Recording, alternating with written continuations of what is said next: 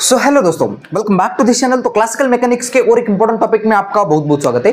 तो आज के इस वीडियो में हम डिस्कस करेंगे विरियल थ्योरम। तो आइए इस टॉपिक को शुरू करते हैं। सो माय डियर फ्रेंड्स, ये क्लासिकल मैकेनिक्स एक छोटा सा एक इंपॉर्टेंट टॉपिक है। सो देखो, let us consider a system of a particle with the position vector are आई। ये हमारे पास पोजीशन वेक्टर आ रहा है एंड जो हमने अप्लाइड फोर्स की है एफ आई। तो हम यहाँ लिखेंगे यूजिंग या according to Newton second laws of motion. ठीक है, Newton second laws of motion. क्या होता है हमारे different second laws of motion? Simple सा है, the rate of change of momentum with the rate of change of momentum, उसी को क्या बोलते हैं हम? फोर्स के बराबर होता है, या force is directly proportional to the rate of change of momentum and वहाँ कांस्टेंट की वैल्यू हम 1 कंसीडर करते हैं। तो यहाँ से F I vector equal to यहाँ से D P I vector divided by D T. क्या मैं इस टाइम को हटा के जब हम इसको पी आई डॉट के फॉर्म में लिख सकता हूँ? बिल्कुल लिख सकता हूँ। तो ये मेरे पास आ जाएगा F I vector equal to यहाँ से P I dot vector. Okay, इसको इक्वेशन फर्स्ट देना चाहूंगा। डॉट का मतलब होता है जिस भी क्वांटिटी के ऊपर हम डॉट लगा रहे हैं तो उसका टाइम के साथ 1 टाइम डेरिवेटिव होता है। ठीक है, एंड अगेन हमको ये पता है कि अब मैं यहाँ एक क्वांटिटी इंट्रोड्यूस करूंगा। Introduce quantity alpha, sorry quantity lambda is defined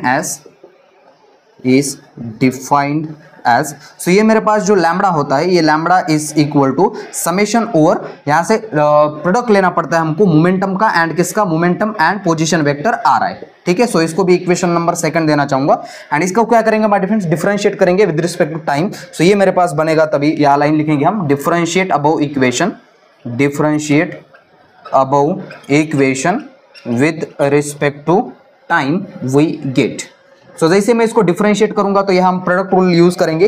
पहला इसको u मानेंगे एंड इसको u फी मान लेंगे। तो u इंटू वी रूल के हिसाब से ये मेरे पास डिफरेंशिएशन हो जाएगा। इस साइड तो आ जाएगा D lambda by D T equal to यहाँ से समेशन ओवर आई, पहले को एज इट इज लिखा पी आई को, आर आई का differentiation with respect to time, तो ये हो जाएगा R I dot and again plus करूंगा समेशन ओवर आई, पहले का डिफरेंशिएशन हो जाएगा पी आई डॉट एंड ये जो आ रहा है उसको मैंने एज इट इज रखा। ठीक है, मैं इसको इक्वेशन नंबर थर्ड देना चाहूंगा। सो माय डिफरेंस मैं क्या करूंगा अब इस इक्वेशन नंबर 3 का, इस इक्वेशन नंबर 3 का ये वाला पार्ट यूज करूंगा।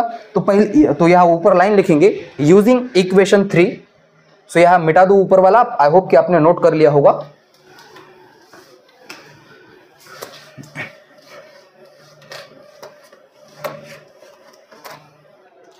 सो देखो माय डिफरेंस, इक्वेशन नंबर 3 तक हम पहुंच चुके थे। सो मैं यहां लिखूंगा यूज फर्स्ट पार्ट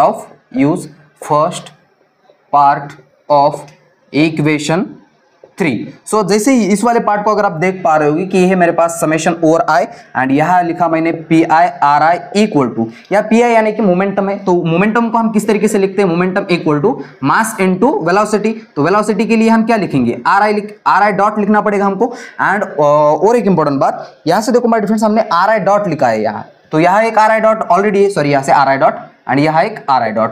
तो इन दोनों को अगर आप ध्यान से देख पा रहे होगे कि are I dot into are I dot, उसका आर आई डॉट का स्क्वायर हो जाएगा। तो ये मेरे पास आएगा समेशन ओवर आई, यहाँ आ गया एम आई एंड यहाँ से आया आर आई डॉट का स्क्वायर। इसको देखो, किसी की याद आ रही है?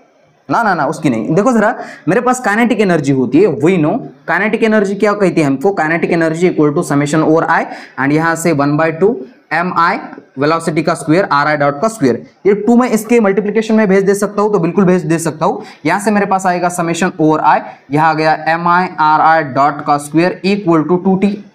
बोलो, लिखा जा सकता है इसे? तो इसकी ये जो summation over I am I R I dot का स्क्वायर, इसकी जो 2t की वैल्यू है इस वाले इक्वेशन में पुट करेंगे तो ये मेरे पास बनेगा समेशन ओवर आई, यहां से P I R I dot, ठीक है, इसकी जगह पे एंड इक्वल टू क्या आ जाएगा? 2t। इसको इक्वेशन नंबर दिया जाए कुछ, इसको इक्वेशन नंबर देता हूं 4।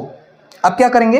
इक्वेशन नंबर 3 का यूज करेंगे, सॉरी इक्वेशन नंबर 3 में जो सेकंड वाला पार्ट है उसका यूज करेंगे। सो यहां लिखेंगे use second part of equation 3 we get. So second part में अगर आप देख पा रहे होगे कि इसको हम क्या लिख सकते हैं माय डियर फ्रेंड्स?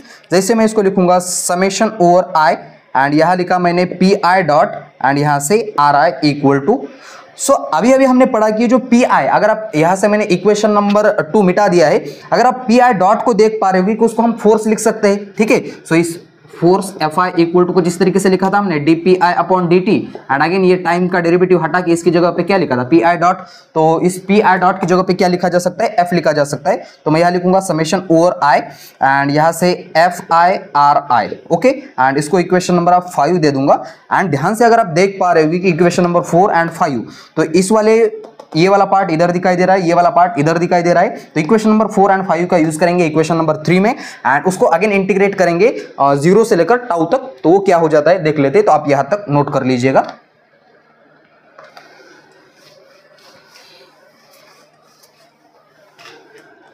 सो देखो माय डियर फ्रेंड्स, अब मैं क्या यहां लाइन लिखूंगा, यूज कौन सा, किस वाले इक्वेशन का यूज कर रहे हैं, use equation 4 and 5 in equation 3 we get. So देखो जरा इक्वेशन नंबर अब 3 मेरे पास क्या बनता है, D lambda by D T, इस साइड तो एज इट इज रहा, D lambda by D T and equal to इसकी जगह पे यहां से 2t पुट करेंगे एंड प्लस करेंगे समेशन ओवर यहां से P I dot R I, P I dot R I उसकी जगह पे क्या करेंगे put summation over F I R I, okay. अब माय डियर फ्रेंड्स जैसे मैं इस वाले इक्वेशन को इंटीग्रेट करूंगा, सो मैं यह लाइन लिखूंगा take integrate integration above equation at limit 0 to tau and in time periodic oscillation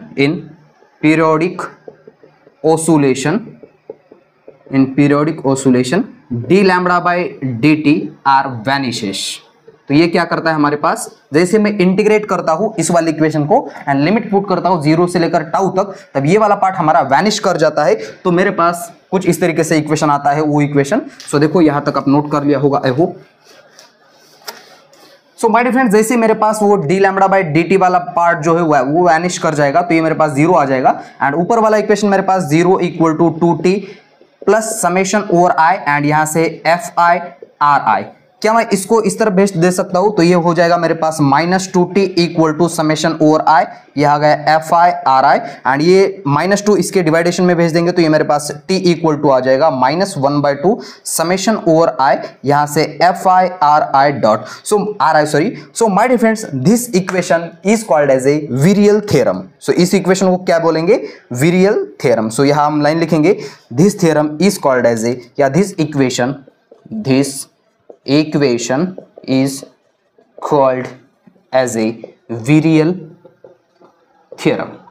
so इसको बोलते हैं virial theorem, and यहां मैं लिखूं and the quantity, कौन सी वाली quantity, the quantity -1/2 summation over I f I r I is called as a, इस quantity को बोलते हैं is called as a virial Clausius। ठीक है, इसको क्या बोलते हैं, वीरियल क्लेसियस। अगेन माय डियर फ्रेंड्स इस वाले इक्वेशन को अगर आप ध्यान से देख पा रहे होगे कि इस एफ आई को क्या लिखा जा सकता है, एफ आई को क्या होता है हमको पता है कि F I equal to -∂φ upon ∂r होता है, तो उसका यूज इस वाले इक्वेशन में कर सकते हैं क्या, तो ये माइनस से प्लस कैंसिल हो जाएगा अगेन, एंड ये मेरे पास आएगा t इक्वल टू 1/2 पॉजिटिव हो जाएगा and summation over I and यहाँ से ∂φ अपॉन ∂r आई, ठीक है, यहाँ भी आर आई लिखना पड़ेगा एंड यहाँ से क्या हो जाएगा आर आई। तो इस फॉर्म में भी हम लिख सकते हैं, हमारे पास यहाँ जो फी आई होगी वो क्या होगी, पोटेंशियल एनर्जी होगी, ठीक है, यहाँ जो मेरे पास फी होगी वो क्या होगी, पोटेंशियल एनर्जी। तो आप यहाँ तक लिख सकते हैं, तो बस छोटा सा पार्ट था, एंड इसके बाद हम देखेंगे रुदरफोर्ड स्कैटरिंग, जो कि बहुत ही इंपॉर्टेंट टॉपिक है, एंड इस वीडियो को यहाँ देते फुल स्टॉप। तो इस वीडियो को फुल स्टॉप देने से पहले मैं आपसे एक रिक्वेस्ट करूंगा, इससे पहले के टॉपिक्स आप जाके जरूर देख लेना, तो इस वीडियो को यहाँ देते फुल स्टॉप। तब तक के लिए वेरी ऑल द बेस्ट।